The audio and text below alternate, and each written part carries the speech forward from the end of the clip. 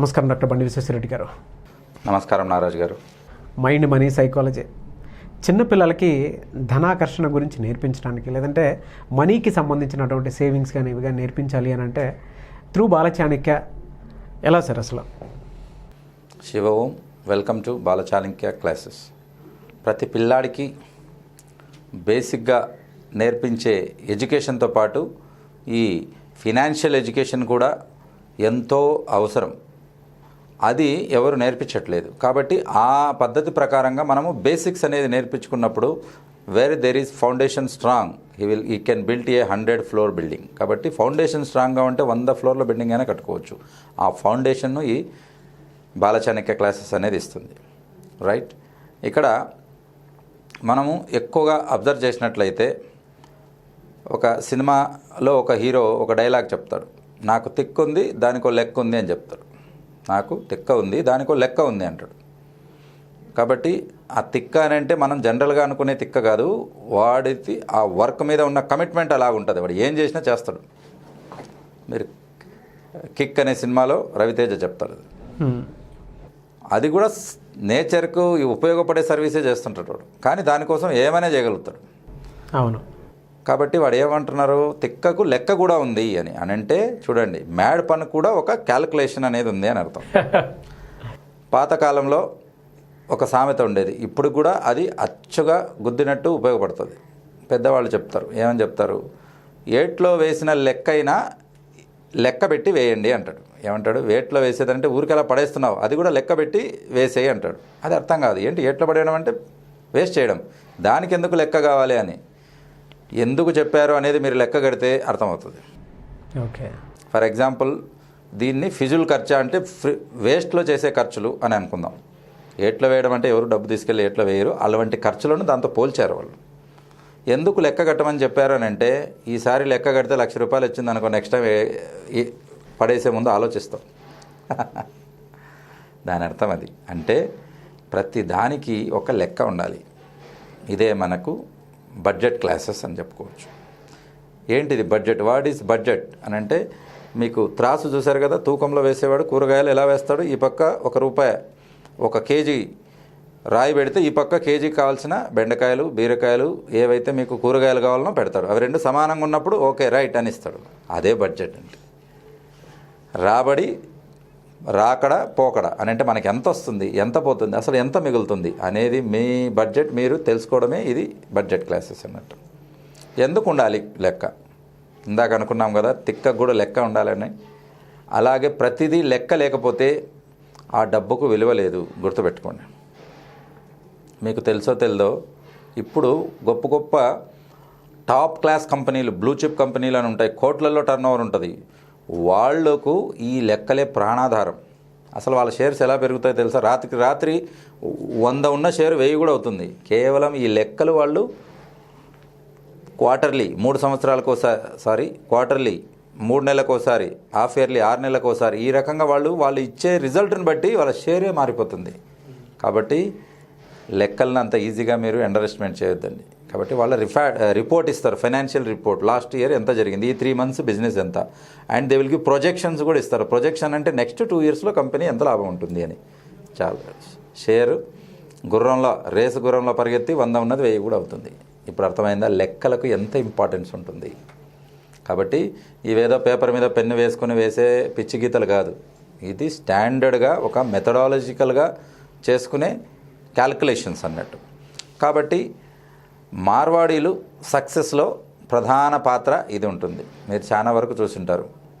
మార్వాడీలు అంటేనే వాళ్ళు పిసినార్లు, మార్వాడీలు అంటేనే డబ్బును ఖర్చు పెట్టరు, ఇటువంటి కొన్ని ఇంప్రెషన్స్ ఉంటాయి. కానీ వాళ్ళల్లో ఉండే ఒక బెస్ట్ క్యారెక్టర్ ఏంటంటే డే టు డే బడ్జెట్ అంటే బ్యాలెన్స్ షీట్.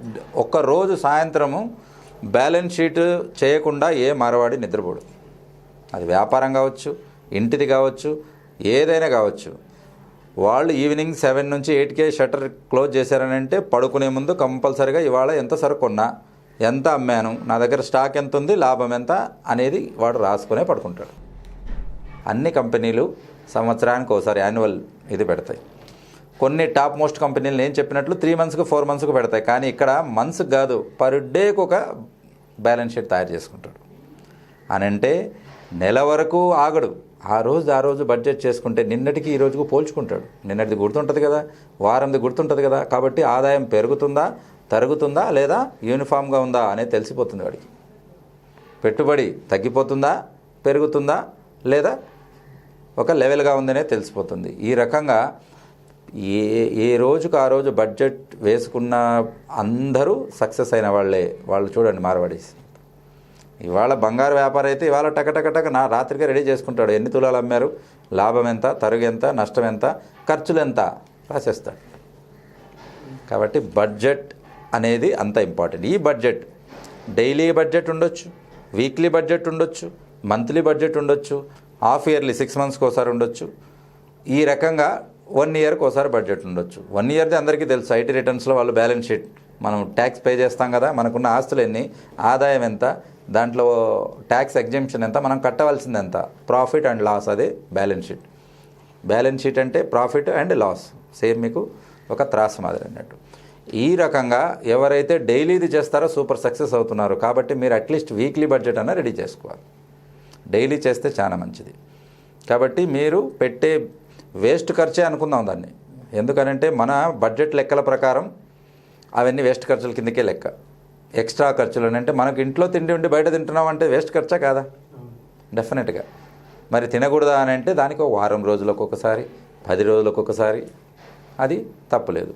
లేదా ఎవరైనా పార్టీ ఉంది, మీరు డబ్బు ఖర్చు పెట్టకుండా, అది ఓకే.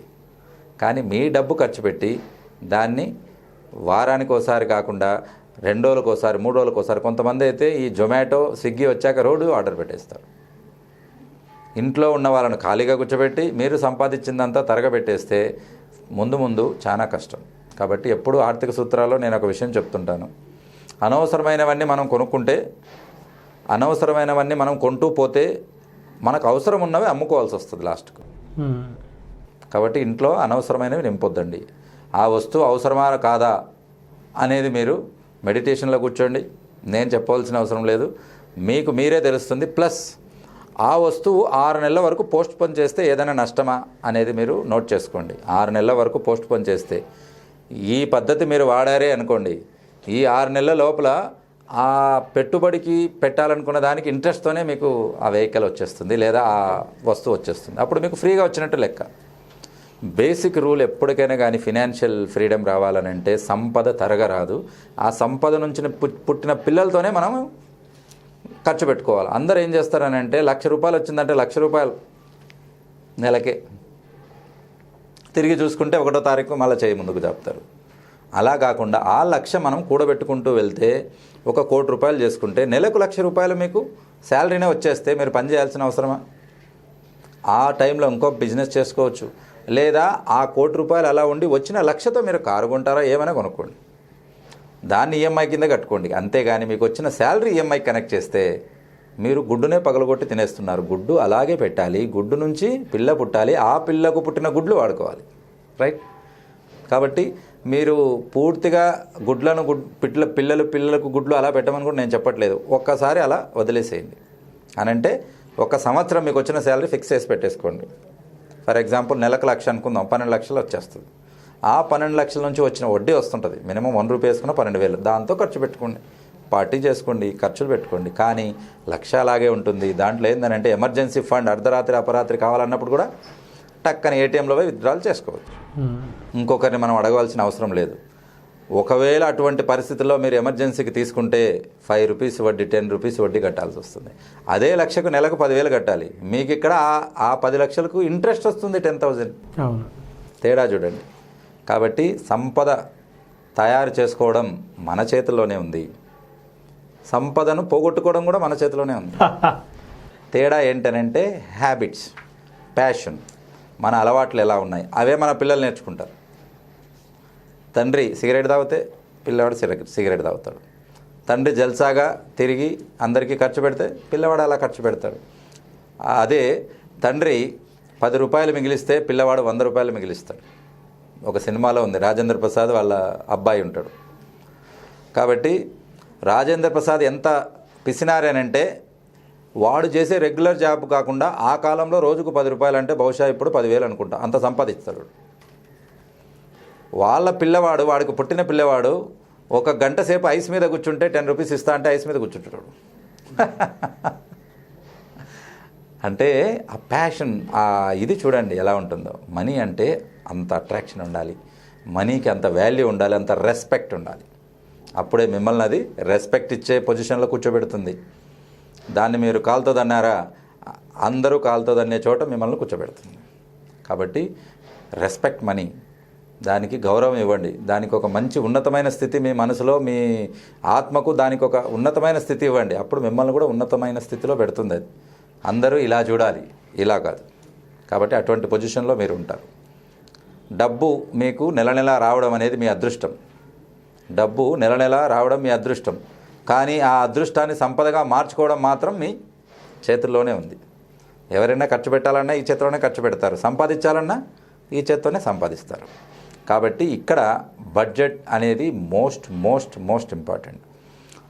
అది ఇందాక అన్నట్టు ఏట్లో వేసినా లెక్క వేసి వేయాలన్నాం కదా, అలాగే ఒక ఎవరికైనా డొనేట్ చేసినా ఒక 50 రూపాయలు లేదా ఎవరికైనా ఇచ్చినా కూడా మనం నోట్ చేసుకోవాలి.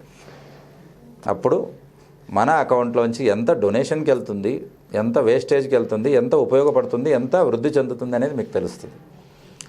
మీకు తెలియని ఒకటి చెప్తాను చూడండి. సబ్కాన్షియస్ మైండ్కు ఒక్కసారి ఈ బడ్జెట్ మీరు అలవాటు చేశారనంటే ఆటోమేటిక్గా అది మీకన్నా ముందే సంపద సృష్టించడం మొదలు పెడుతుంది. అని అంటే మనం దానికి ఈ అలవాటును ఒక వ్యసనంగా మార్చాలి. కాబట్టి పొదుపును వ్యసనంగా ఎవరు మార్చుకుంటారో వాళ్ళ వరకు సంపద ప్రవాహంలా ఒక వరదలా వచ్చి పడుతుంది. కాబట్టి మీరు కూడా ఇటువంటి వ్యసనాన్ని మీరు అలవాటు చేసుకోండి. సంపద సృష్టించాక మీరు ఎంతోమందికి సహాయపడగలుగుతారు, ఎన్నో డొనేట్ చేయగలుగుతారు. ఫస్ట్లో మిమ్మల్ని అందరూ పిసినారి ఇంకా ఏదైనా పదాలు చెప్పొచ్చు, మీరు చిరునవ్వుతో దాన్ని రిజెక్ట్ చేసేయండి. Right? Okay, thank you sir. ఈ బాల చాణక్య క్లాసెస్ ఏ విధంగా ఉండొచ్చు అంటారు? బాల చాణక్య క్లాసెస్ ఎవ్రీ వీక్స్ ఉంటాయండి. ఆఫ్లైన్ ఆన్లైన్ రెండు ఉంటాయి. ఇక్కడ ఇందులో 4 లెవెల్స్ ఉంటాయి. Basic level, level 1, level 2, level 3, level 4 ఉంటాయి అన్నట్టు. ఇది డిపెండ్ అపాన్ అసైన్మెంట్ ఉంటుంది. మీరు కింద కనపడిన నంబర్లో కాంటాక్ట్ చేసి మీరు రిజిస్టర్ చేసుకోవచ్చు. Thank you so much doctor బండి విశ్వేశ్వరరెడ్డి గారు. శివ ఓం. థ్యాంక్ యూ నాగరాజ్ గారు. Thank you universe and thank you Bala Chanakya viewers. చూశారు కదండి వీడియో. ఈ వీడియోపై మీ అభిప్రాయాన్ని కామెంట్ రూపంలో తెలియచేయండి. అండ్ పర్టికులర్గా బాల చాణక్య కోర్సులో మీ పిల్లలతో పాటు మీరు కూడా ఇంట్రెస్ట్గా ఉండి జాయిన్ అవ్వాలి అనుకుంటే స్క్రీన్ మీద కనిపిస్తున్నటువంటి నెంబర్కి వెంటనే సంప్రదించండి. దాంతోపాటు బిఎంఈటీ క్లాసెస్ అయితే ఎవ్రీ వీక్ ఉంటాయి. సో బిఎంఈటీ కోర్స్ కనుక చేస్తే మీరు ఒక ఎంటర్‌ప్రెన్యూర్‌షిప్గా మారొచ్చు. దాంతోపాటు మీ బిజినెస్ డెవలప్ చేసుకోవచ్చు. దాంతోపాటు సెల్ఫ్ మేడ్ బిజినెస్ మ్యాన్గా కూడా మీరు ఎదగడానికి అవకాశం ఎక్కువగా ఉంటుంది. మీరు బిఎంఈటీలో జాయిన్ అవ్వాలనుకుంటే బిఎంఈటీలో కూడా జాయిన్ అవ్వచ్చు. రెగ్యులర్గా మనీ మంత్ర క్లాసెస్ అయితే జరుగుతాయి. Money meditation, money visualisation, money attraction ఈ టాపిక్ మీద ఎక్కువగా ఉంటుంది. సో మీరు కనుక మనీ మంత్ర క్లాస్ కావాలి అనుకుంటే కూడా వెంటనే స్క్రీన్ మీద కనిపిస్తున్న నెంబర్కి సంప్రదించవచ్చు. అండ్ ప్రత్యేకించి మహిళలు ఎవరైతే ఉంటారో ఇంట్లో ఉండేటువంటి నెగిటివ్ ఎనర్జీని ప్రారంభించడానికి కావాల్సినటువంటి కంటెంట్ ఏదైతే ఉంటుందో ఆ సబ్జెక్ట్ మీద మీరు మీ ఇంటిని సరిదిద్దుకోవడానికి అటువంటి అవకాశం కోసం ఎదురు చూస్తూ ఉంటే వెంటనే స్క్రీన్ మీద కనిపిస్తున్న నెంబర్కి సంప్రదించి రిజిస్ట్రేషన్ చేసుకోవచ్చు. ఈ వీడియో లైక్ చేయండి, షేర్ మాత్రం తప్పకుండా చేయండి. అండ్ ఇలాంటి మరిన్ని వీడియోస్ కోసం మా ఛానల్ ఫాలో అవ్వండి. Thank you.